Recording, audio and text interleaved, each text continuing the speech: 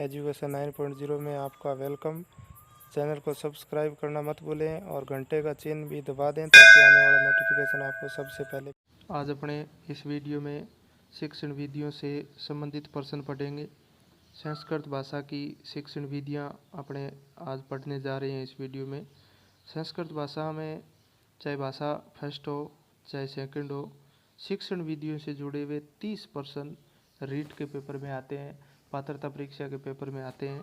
तो आज अपने उनसे जुड़े हुए महत्वपूर्ण प्रश्न इस वीडियो में पढ़ने जा रहे हैं। तो चैनल को साथ साथ में लाइक भी कर दें। चलिए शुरू करते हैं। पहला प्रश्न है, शिक्षण विधियों से जुड़े हुए 15 प्रश्न आज अपने इस वीडियो में हल करेंगे। पहला प्रश्न है, रचना शिक्षण से सर्वोत्तम विधि कै? यानी जो रचना यानी जो लिखने वाली जो शैली है, कला है, रचना शिक्षण की सर्वोत्तम विधि कौन सी है? रचना शिक्षण की जो यहाँ 4 विधियाँ देगी, इनमें से आपको बतानी है रचना शिक्षण की सर्वोत्तम विधि कौन सी है। आपने पढ़ी होगी।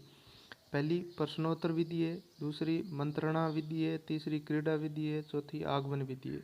तो रचना शिक्षण की सबसे अच्छी विधि कौन सी है? प्रश्नोत्तर विधि है। रचना शिक्षण की सबसे अच्छी विधि कौन सी है? प्रश्नोत्तर विधि है। चलिए अगले प्रश्न की तरफ बढ़ते हैं। अगला प्रश्न है, प्रवाह कौशल प्रश्न कदा प्रयुज्यते? यानी जो प्रवाह कौशल के जो प्रश्न है वो कब प्रयोग करना चाहिए? मतलब अपने देखते हैं ना, पाठ के पीछे जो प्रश्न होते हैं जिन्हें प्रवाह कौशल प्रश्न कहते हैं, वो कब प्रयोग करनी चाहिए? पाठ से पहले, पाठ के मध्य, पाठ के बाद में और मतलब बीच बीच में। तो इसमें प्रवाह कौशल प्रश्न है वो कहाँ प्रयोग करने चाहिए? पाठस्य अवसाने, यानी पाठ के ठीक बाद में। अगला प्रश्न है,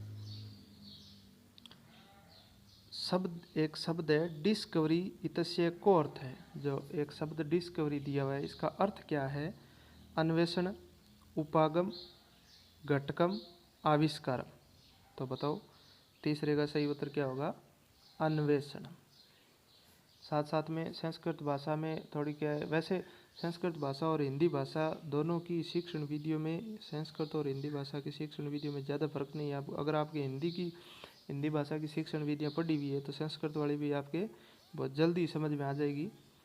मैं भी वीडियो में साथ साथ में आपको समझाते चलूँगा। अगला प्रश्न है, मौन वाचने न आयाति। मौन वाचने न आयाति यानी इनमें से ऐसी कौन सी जो क्रिया है इसमें मौन वाचन नहीं आता है? तो इसमें सामान्य मौन वाचन, गंभीर मौन वाचनम, द्रुत मौन वाचनम, आदर्श मौन वाचन, इनमें से कौन सा मौन वाचन के अंतर्गत नहीं आता है? तो इसका सही है आदर्श मौन वाचनम।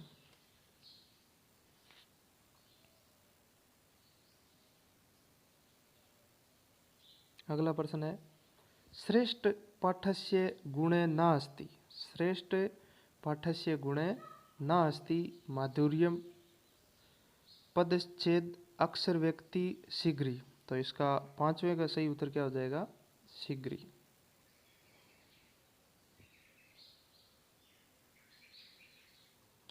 अगला प्रश्न है,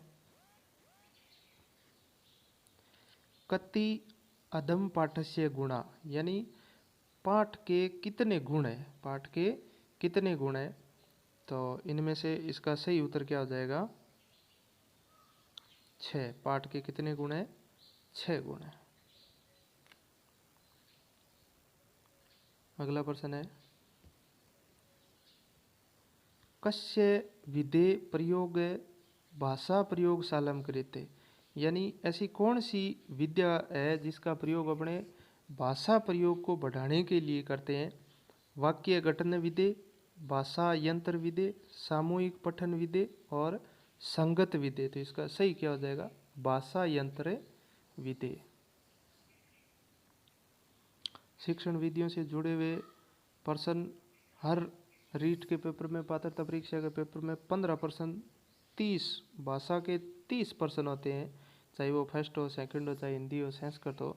30 में से 15 प्रश्न शिक्षण विधियों से जुड़े हुए आते हैं, और 15% व्याकरण से जुड़े हुए आते हैं। तो अपने व्याकरण और शिक्षण विधियों दोनों का क्या कर रहे हैं, साथ साथ में मॉडल पेपर लेके आ रहे हैं ताकि आप अपना मूल्यांकन कर सकते हो। अगला प्रश्न है, भवतो मते लेखन से विधि न भवती। लेखन से विधि न भवती यानी कौन सी विधि इसके अनुसार लेखन की नहीं है। पेस्टालॉजी, मोंटेसरी शिक्षण, चित्रगीत विधि, जैकटॉट शिक्षण विधि। कौन सी विधि लेखन से संबंधित नहीं है। तो इसका सही उत्तर हो जाएगा चित्रगीत विधि है, वो लेखन से संबंधित नहीं है। अगला प्रश्न है, ए सुंदर हस्त लेखन से कारणम किम में ना अस्ति। मतलब ए सुंदर का मतलब जो सुंदर नहीं है। ए सुंदर लिखन कारण का कारण क्या है।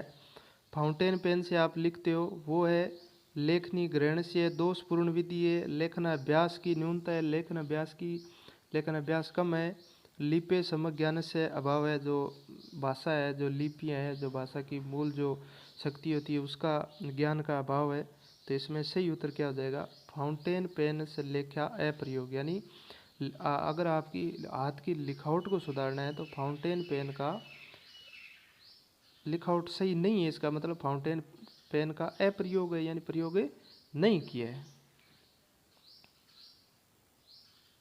अगला प्रश्न है, छात्राणाम समवेत सवरेण वदन से अभ्यास केन विधिना।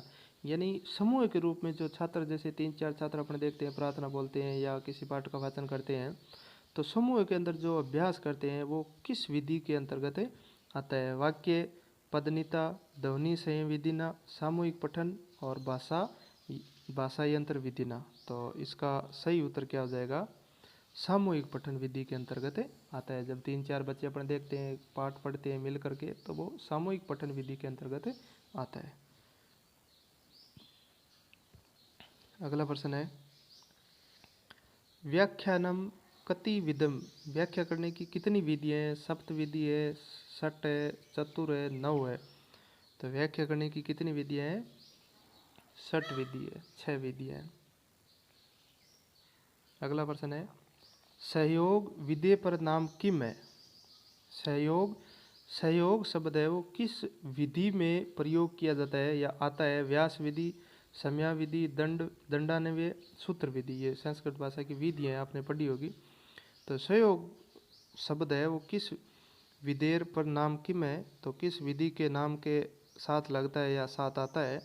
तो इसका सही उत्तर हो जाएगा सम्या विधि। सही उत्तर क्या हो जाएगा, सम्या विधि। अगला प्रश्न है, अन्वेषण प्रश्न के। यानी इनमें से जो प्रश्नों के टाइप दे रखे, इनमें से अन्वेषण प्रश्न कौन सा है, अन्वेषण टाइप का प्रश्न कौन सा है। शोध प्रश्न, अनुसंधान प्रश्न, विषय गहनता अन्वेषक का प्रश्न, उत्तरायण सहायक पूरक प्रश्न। तो इनमें से अन्वेषण प्रश्न है वो उत्तरान्वेषण सहायक पूरक प्रश्न है वो अन्वेषण प्रश्न के अंतर्गत आते हैं। अगला प्रश्न है, संस्कृत भाषाया आदि साहित्यम। संस्कृत भाषाया आदि साहित्यम किम, गद्यम, पद्यम, उभयो, नाटकम। तो इसका 14वें का सही उत्तर क्या हो जाएगा, 14वें का इसमें ब हो जाएगा, पद्यम। संस्कृत भाषाया आदि साहित्यम किम पद्यम।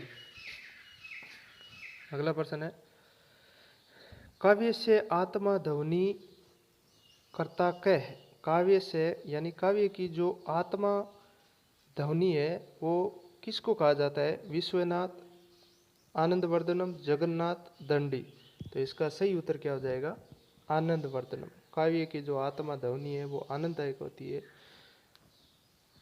तो आज के इस वीडियो में हमने शिक्षण विधियों से जुड़े हुए 15 प्रश्न पढ़े। आप कमेंट बॉक्स में लिख सकते हो कि आपके 15 में से कितने सही हो रहे हैं। इसी तरह आगे अपने और भाषाओं से जुड़े हुए, शिक्षण विधियों से जुड़े हुए, व्याकरण से जुड़े हुए प्रश्न लेके आएंगे। तो ज़्यादा से ज़्यादा चैनल को सब्सक्राइब करें, लाइक करें, शेयर करें। मिलते हैं एक नई वीडियो के साथ। धन्यवाद।